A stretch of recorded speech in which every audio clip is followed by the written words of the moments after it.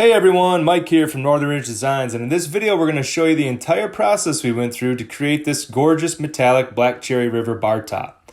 I'll explain step by step from our plan of attack for this badly cupped and warped live edge slab of cherry you're seeing here, to how we poured our river, and right on through to applying the Rubio Monocoat finish.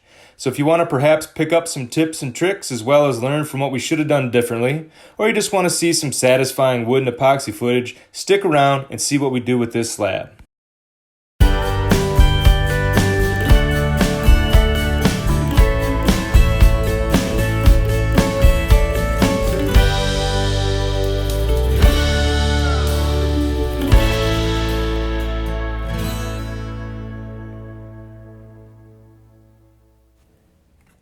We're starting out here with a little mini pry bar and a hammer to strip away the bark. It came off pretty easily, even some of the spots where it was kind of stuck on there pretty well. Next, we're going to lay out just how long we want this bar top to be. We're going to leave it a little long, knowing that we're going to cut off the ends after we've poured the river. So Cousin Eddie here, he's making that mark. For the cross cut, I used 2 passes. I was a little concerned, this being dried hardwood cherry, that it was going to be a little tough, so we did 2 passes and really probably could have got by with 1. And when we do the rip cut here, we're just going to do 1 pass. That saw went through it pretty easily. This chunk of aluminum that you're seeing here, that's our straight edge. It's perfectly straight. It was used, Cousin Eddie had it for something to do with carpeting, cutting carpeting. Anyways, it works well for our saw guide, especially in these longer cuts. Using a couple clamps, we clamp it over about 1.5 inches from where we want the cut to be, and we end up with a very nice clean cut all the way down. As you can see, the saw's doing a pretty good job with it.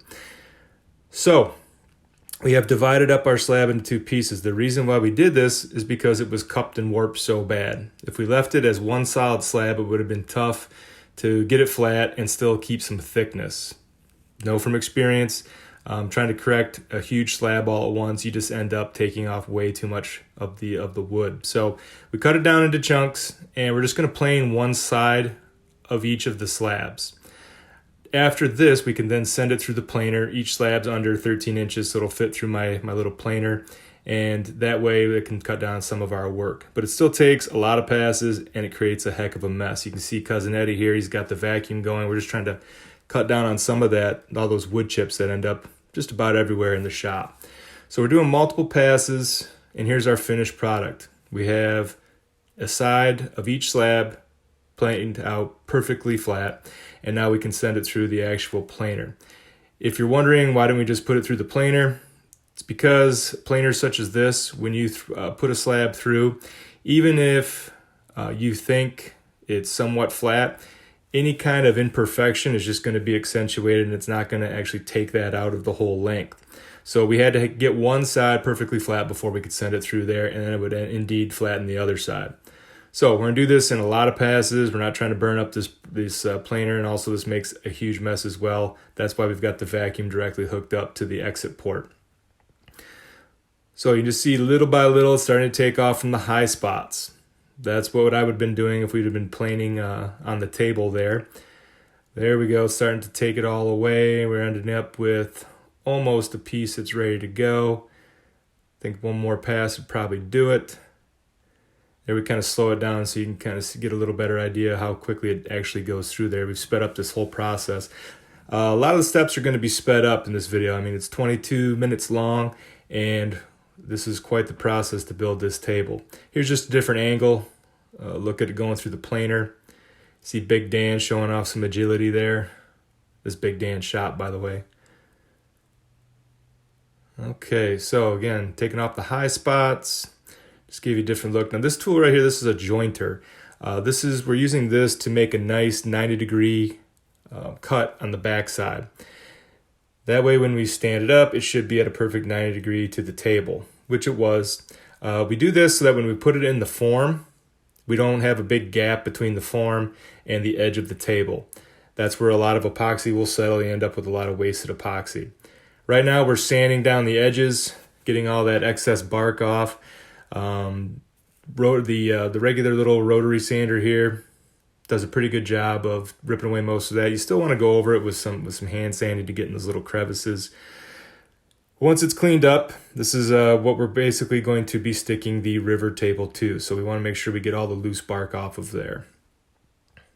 Next, I'm going to use a little automotive pick to get into those little crevices and all the little cracks and open those up. If you leave them tight, it's sometimes tough to get the epoxy in there, and they're probably going to open up more anyways over time. So I just go ahead and help them out, open them up, and get more epoxy product into those cracks and help stabilize the wood. I just use a magic marker to mark out where exactly we're going to be on this table so I can have a good idea how much tape we need to use. Something else we've learned over time is put the form to the tabletop. So I've got the wood there, and I'm going to use these Kreg jig pocket holes and pocket screws to put the form tight up against the back of the wood. Now we put it through the joiner and got it pretty darn close to perfect, but still, if we were to just put the forms on there first and then move the slabs next to the form, there'd probably be some gaps here and there. So this helps cut down. Just a nice little tip there to put the forms in once you've got the slabs on the table.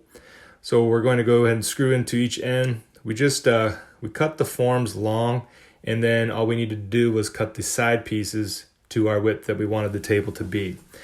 We did not tape any of the seams or corners, which I've done in the past, but it's kind of a pain in the neck to do. So we're just going to caulk those. I like to use some caulk that has some color. That way you can tell if you've gotten every corner and make sure that it's in the actual spaces. So far, knock on wood, we haven't had any kind of issue with leaks or anything once we've done this process. You really want to make sure you strip all that excess caulk out of there, because if there's any kind of bead, it will push your slab up and it won't be perfectly flat. So last little step here before we get going on the river table is that we're going to seal these edges. Now we're using just regular tabletop epoxy here. This is pretty tough stuff, and we're moving it all along the edge to try and seal that up. And while it's still wet, we're going to put it down into the slab. Whoa, pause. Right here we have cousin Edward. As you can see, he's just getting back from the Jeremiah Johnson lookalike contest, which he won. Anyways, so getting back to the slab here, we are putting these down wet so that they glue themselves down to the form. Now when I say glue themselves down to the form, they will stick, but we use that house wrap tape to make sure that they will pop up with just a little bit of force. This keeps the slabs from floating up, and we won't have to keep weight on them the whole time when we're doing the river table. So here's a look at everything sealed up. We also sealed those cracks as well. I didn't try to fill them or anything, just simply sealed them so that there's fewer bubbles when we pour the colored epoxy in. Now, before we do the river pour, it's important that we're going to have to sand those edges that we've sealed. That's going to secure a mechanical bond from the river epoxy to the tabletop epoxy that we put on the edges. So we did weight them down while the epoxy was curing, about 24 hours, and we're going to be ready to go here shortly. So just using some 220 sandpaper, like I was saying, to scuff up those edges. We really don't have to try to sand off any product. We're just simply roughing it up so that the casting epoxy has something to bond to. Don't forget to get those little cracks as best as you can as well. Now when we seal those cracks, it also helps with the bubbles, as I mentioned, but really it's going to also help out with any kind of staining from the colored epoxy with all the little metallic particles in there staining the wood. So it's kind of a twofold help. Now cousin Eddie here, he's putting on his mathematician hat, and he is figuring out how much epoxy we're actually going to need for this pour. This is kind of an important thing. You don't want to end up with a whole bunch of epoxy left over, because that's a waste unless you have something else you can use it on. And you definitely don't want to come under, because then you have to mix up some more and probably use another mixing vessel as well. So neat little trick there. He's using a straight edge to measure down.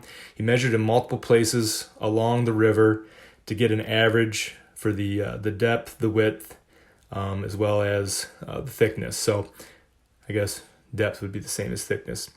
Anyways, so we know that we need just over 3 gallons of mixed epoxy. So in one bucket, a 5-gallon bucket, we went ahead and mixed up 3 gallons. The kit's come in 1.5 gallons, so that was easy mixing. And then in that little quart jug that you see off to the side there, we are mixing up what we needed in excess. We're going to mix these separately using stirring sticks, because that's what the manufacturer recommends. We wouldn't want to use our power mixer on this. There'd be too many bubbles. So using the stick cuts down on how many bubbles there are. So we're going to mix them up separately. Then we're eventually going to pour these together before we add our color. So there we go, pour them together. And for the color, we're using metallic black. We're not really sure exactly how much we're going to need for this particular amount of epoxy, so it's kind of a mix and see sort of thing. We still have some time left that we have to mix this, so during the mixing process, we're going to start stirring this in. There it starts to break apart. You see it kind of clumps up a little bit. That's normal for this type of powder. It will eventually here, as he keeps mixing, start to break apart and color the epoxy. You can tell right now it looks a little thin, so we're going to add a little more color. A good tip here, we didn't catch it on camera, but we take a clear plastic cup and mark it to the depth of our river table. And then we put enough epoxy from this jug in there to see just how colorful that will be and if we have the right color. So once we're happy, we can start pouring it into our river table. I'm only going to pour about 1/4 of an inch at a time because we want to pop the bubbles as we go. If I were to pour this whole thing in just one big pour and then try to pop bubbles, we'd be here a while. Plus, in the end, I'm quite certain we'd have quite a few bubbles in the cured epoxy. So, see, I'm pouring, and then after a little bit here, about 1/4 of an inch, Cousin Eddie's going to come through with that torch and pop the bubbles. This is a great angle. You get to see just how easily that flame torch pops those. This is definitely a very necessary step. You can also see how it's self-leveling out. Now, as we pour this, you can kind of play with like designs to see how the metallic powder kind of swirls and whatnot. But really in the end, unless you sit there and babysit it, you're going to have some totally different pattern. It's kind of neat to see what it ends up doing. And a little bit later on in this pour video here, you're going to see the pour segment. You're going to see the thermogenic reaction occur and just exactly how these crazy little designs end up in the epoxy. So we're getting pretty close up to the top. See, it's still kind of leveling itself out as it goes. We're going to start pouring into the cracks and crevices. Now, we need to do this a couple of times because the epoxy is going to find its way through. It might go all the way to the bottom. It might start to fill in towards the edges. So we want to kind of keep doing this and not expect to just pour all these little cracks in one go and then it's going to be done. So it's important to start early. And then we're going to keep adding epoxy to the river here as well as that starts to settle and it finds little ways to move throughout the mold and underneath the slab perhaps in little areas. Just using some popsicle sticks to help move that epoxy around into those cracks. Kind of getting the final little bit here. And this is what it looks like after everything is poured. We've poured all our epoxy. You can see that we kind of have a low area there in the middle, which we're going to have to address a little bit later. Here we've set up a camera for a time-lapse shot, and it's going to give you an idea of that thermogenic reaction that I'd mentioned earlier, the process by which epoxy cures. And this is just sped up a few hours over time, sped up so you can see how it swirls itself. And that's totally just the epoxy going through its cure, and you end up with some pretty crazy designs at the end.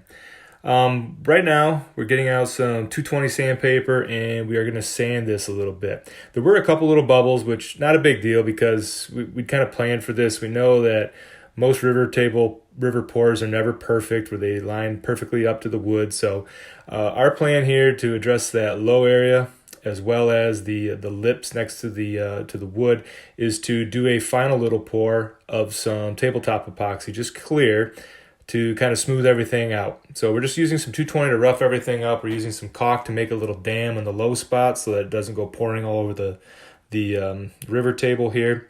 Now, what you're seeing is the tabletop epoxy, and it should be a little more clear than that. This was a mistake on my end. I didn't warm up my epoxy. It was a little cold, and the table itself was a little cold when we started working, and the bubbles are trapped in the epoxy. That's what you're seeing, why it looks cloudy. So really having to move it around, get the bubbles to move up to the surface, keep torching. You don't want to torch too much because you can easily burn epoxy. So we're just trying to warm it up with the torch and work a lot of those bubbles out. Now in the end, you can kind of see it's a little cloudy on each end of the table, but we're removing the form, which you can tell it pops off pretty easily. I'd already removed the screws. And just getting the pry bar underneath the corner to get it started, and it pops up pretty well. It's still kind of glued down. That was when we sealed the edges, as well as when we poured the river, it also glues itself down. But with relatively little force, we get that off that house wrap tape. That just makes a world of difference. And we're pretty happy with the bottom. So here we're going to flip it over. We got the top back up here. And I'm going to go through and try to find the low spot with the router. This is going to be hopefully one pass with the router. It's kind of our plan, and I think we do get it done in one pass. And just going to each end as well as in the middle to make sure that's going to be the depth that's going to hit everything. It's kind of a gamble doing that. Shouldn't really just dive in, but we've done this quite a few times, so we had a pretty good idea this was going to be the depth that we needed for the router. Just going to go through that one pass. Cousin Eddie's making sure we don't make too much of a mess here, and you're seeing the table start to really come to fruition, come to life here. This flattens everything out, this final process. A good tip though, make sure you have a nice, fresh, sharp router bit. It's going to eliminate a lot of the tear out that can occur if you're using like a dull router bit. Check out the description at the bottom of the video. You can see what kind of bit I use for this. But that sharp bit's going to help. Also, you're not going to have any chip out in the epoxy as well. I do end up having a couple of spots that I'm going to fill in here a little bit, but overall, we had a good plane on that. And I'm going to use a grinder. This is just a regular angle grinder. I put a 60 grit metal sanding disc on, and I use this to get all the router marks out. This is by far the fastest way I've found. It does leave some pretty nasty swirls, but we're going to be sanding a lot anyways. But those lines are the hardest thing to get out, those lines left behind by the router. So Cousin Eddie and I are working on those grinder swirls now. Pretty good with the grinder. Keep things pretty flat. I'm not very good at welding, so I'm pretty good with the grinder. Here we're just dusting it off, and we're going to start working through our grit. So we use 60 grit to get the grinder marks out, regular 60 grit sandpaper. And then from there, I'm going to jump right up to 120. You can go up through the grits in particular, but I found that if I go through 60 to get the grinder marks out, I can jump up to 120. I really have to kind of babysit some of the spots and make sure you get all those rougher areas sanded out. But I'm going in a pattern here, up and down, back and forth, to make sure I hit everything pretty evenly and we keep a nice flat table. I'm dusting off everything as we go because we don't want swirl marks left in the epoxy. That's kind of the hardest part to get sanded well. Now we did go with a metallic black, which is much easier to sand than a flat black or just a straight black epoxy. But you see I'm blowing off the sander as we go to make sure the sander's clean as well as the surface. So we've got this down to 120 at this point, and I'm going to bring in the little trim router that has an 1/8 inch roundover bit in it, and that's going to set my bevel all the way around. So we're going to have a nice, even, smooth, rounded over edge all the way around the tabletop. I did this on the bottom as well. For these remaining steps that we're going to have in the video, I'm basically just going to show you what we do on the top, and you can just imagine that we did the exact same thing to the bottom, just doing that to kind of speed things along. So after you hit it with the trim router, you're definitely going to want to go over that again real quick with the sander, just to make sure you get rid of any kind of rough spots, as well as if it did any kind of burning on the wood, which can happen occasionally. So here I'm just hitting it up, finishing it off, hitting the edges with 120. Before we move on to our next sanding grit, which is going to be 220, we are going to do a water pop in there, which means I'm going to spray the whole thing down with water and then let it fully dry on its own. The water popping does two things. One, it shows any kind of imperfections that I might have had from my previous previous round of sanding, and it also brings up the grain so that when we put our finish on, we don't end up with a really rough finish. The water popping brings up that the grain that would probably come up when we put the finish on. Should make more sense here shortly, but I do love doing the water pop because it brings out all the grain, shows you what your finished product's going to look like, and you can take care of any kind of imperfections that might come along. So we're also hitting the edges with this as well, and I'm going to let this fully dry. I do put a fan on it to help dry it out, but I'm going to give it full 24 hours before I come back and do the next sanding. Another tip here, don't let the water sit there. You notice I'm wiping it down with a blue rag. I don't want any kind of water to just pool up and sit on the wood while it dries. The final grit we're going to sand to is 220, and I'm going in a very deliberate pattern up and down. I'm going to do left to right, using an air hose to make sure to keep everything clean, as well as blue shop rags. This really cuts down on the swirl marks in the epoxy. Now we're going to finish this in Rubio Monocoat, and they suggest you only go up to 150 grit, but I'm going to go ahead and go to 220. I think it just ends up being a much smoother feel. So we already did the bottom in Rubio. Now we flipped it over and we're going to do the top. Now Rubio is a 3-to-1 mixture of the oil and the hardening accelerator. If you use the accelerator, it cuts down the curing process, and it only takes 7 days to be fully cured. And it's fine to the touch in about 24 hours. So we take the mixed up product and we're going to use a Bondo spreader to move it around. You can see there it's really making that epoxy pop as well as the wood grain. We'd mixed up enough Rubio to do the back side, and we thought the front side as well, but we're going to end up being a little short, which isn't a big deal. I have these special little syringes I use to pull out the Rubio because you really don't use a whole lot of the product. Check those out in the description. Those are a lifesaver if you plan on using Rubio to finish any of your products. So Cousin Eddie's kind of smoothing it around. You use the spreader to just move the product around, make sure you get total coverage. We're not really concerned about if it pools up at this point because we're going to be buffing it in to the wood using some 3M pads. Now, you can tell we're getting a little light there, bringing in the rest of it mixed up. This stuff smells great, and it just makes a really, really solid finish. And it's definitely a lot easier to work with than trying to finish the whole thing in tabletop epoxy. So we've got white scrub pads here that we're using to buff the Rubio Monocoat in. And Monocoat, kind of a misnomer. I like doing a second coat of it. I think it really ends up bringing the grain out to its fullest potential. And it probably has something to do with going past that recommended 150 grit. So using those white scrub pads to really make sure we buff that material in, and we're not going to leave any kind of streaks or anything. We're going to go over it with these blue shop rags, make sure we wipe up all the excess. By the time you're done buffing with the rags, it should really feel quite smooth. It's not going to catch anywhere, and you end up 24 hours later with a product that looks like this. So couldn't be happier with the finish. That thermogenic reaction in the epoxy created some pretty unique designs. I think it matches well with the cherry. And we decided to match it up with a barnwood and matte black base, which we're really happy with how it all came together. The client was very happy as well. So if you like it, make sure you leave a thumbs up. If you have any questions, go ahead and leave those in the comments. We'll get back to you real quickly. Also check out some of the other videos we have for some helpful tips. Thanks for watching.